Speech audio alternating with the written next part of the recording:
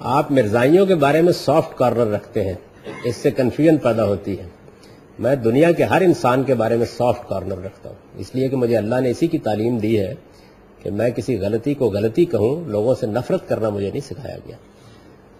ہمیں ان سے اختلاف ہے کہ انہوں نے ایک غلط دعوے پر مبنی نبوت کو مان لیا ہے، اس اختلاف کو ہم بیان کرتے ہیں، اور اس میں جس استدلال کو میں نے ان کے سامنے پیش کیا ہے یہ واقعہ ہے کہ اس سے پہلے اس طریقے سے کبھی بھی پیش نہیں کیا گیا، اور میں اس کا اللہ ہی کا شکر ادا کرتا ہوں۔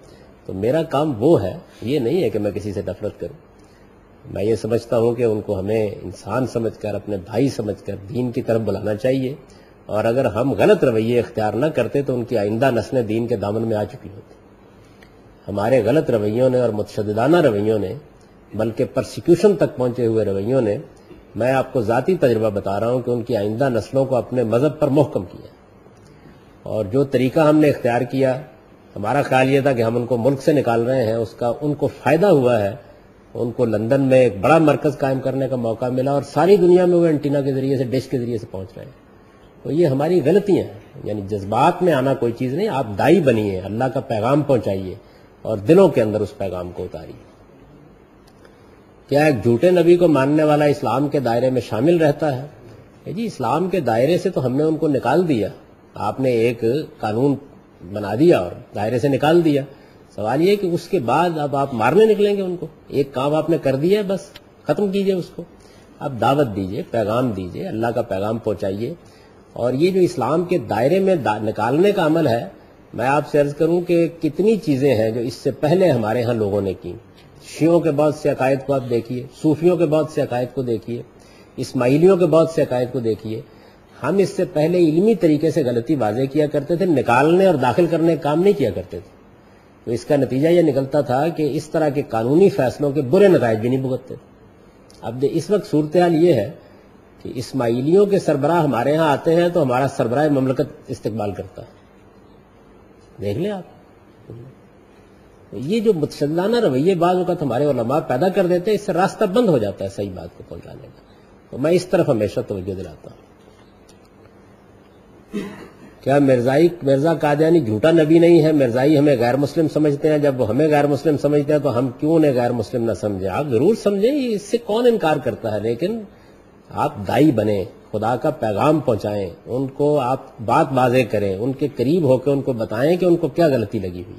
یہ آپ کا کام ہونا چاہیے، مسلمان کا کام یہ ہے، اور یہ کام آپ جب کریں گے تو اس کے نتیجے میں ان کا سینہ کھلے گا۔ مجھے یہ بتائیے کہ کسی کو آپ کو قیامت کے دن یہ پوچھا جائے گا کہ آپ نے اس کو غیر مسلم سمجھا تھا یا نہیں سمجھا تھا؟ یہ ضرور پوچھا جائے گا کہ آپ نے اللہ کی دعوت اس کو پہنچائی تھی یا نہیں پہنچائی تھی، صحیح بات اس پر واضح کی تھی یا نہیں واضح کی تھی۔ تو جس کام کا اللہ نے آپ کو مکلف نہیں کیا وہ تو آپ پورے جوش جذبے کے ساتھ کر رہے ہیں، اور جس کام کا مکلف کیا ہے اس کے لیے کوئی تیاری نہیں۔ محبت کے ساتھ اللہ کا پیغام پہنچائیے اور دعوت دیجیے اس بات کی۔ تو میں اس کی طرف توجہ دلاتا ہوں۔ میں ان کا جو نقطہ نظر ہے یا جو انہوں نے نبوت کا دعویٰ کیا ہے، بلکہ بہت سے لوگ تو بہت سی نبوتوں کو مانتے ہیں، میرا حال تو یہ ہے کہ میں رسول اللہ صلی اللہ علیہ وسلم کے بعد کسی الہام، کسی القاء، کسی کشف کا بالکل قائل نہیں۔ میرے ہاں تو کوئی گنجائش ہی نہیں ہے سرے سے اس بات کی، یعنی میں تو حضور کی اس بات کو بالکل درست سمجھتا ہوں اور قرآن مجید کی صحیح ترین تفسیر سمجھتا ہوں کہ لم یبق من النبوۃ الا المبشرات، نبوت اپنی حقیقت میں ختم ہو گئی ہے۔ حضور نے فرمایا صرف مبشرات باقی ہیں۔ پوچھا گیا وہ کیا ہوتے ہیں یا رسول اللہ؟ فرمایا رویا الرجل الصالح، کسی اچھے نیک آدمی کو کوئی خواب آ جائے، بس ہر چیز ختم ہو گئی ہمیشہ کے لیے۔ تو میرے ہاں تو کوئی گنجائش ہی نہیں ہے سرے سے۔ تو آپ لوگ تو بہت سی گنجائشیں نبی کہے بغیر پیدا کر لیتے ہیں۔ اس وجہ سے کسی معاملے میں یہ دیکھنا چاہیے کہ کسی آدمی کی رائے کیا ہے۔ میں نبوت کے بارے میں یہ رائے رکھتا ہوں کہ اس کا دروازہ ہمیشہ کے لیے آخری درجے میں بند ہو گیا، اس لیے میرے ہاں اس معاملے میں کسی نرم گوشے کا تو کوئی سوال ہی نہیں۔ لیکن مجھے صحیح بات کہنے کے لیے اللہ تعالیٰ نے مکلف کیا ہے، دعوت کے لیے مکلف کیا ہے، اس کا مکلف نہیں ٹھہرایا کہ میں لوگوں سے نفرت کروں۔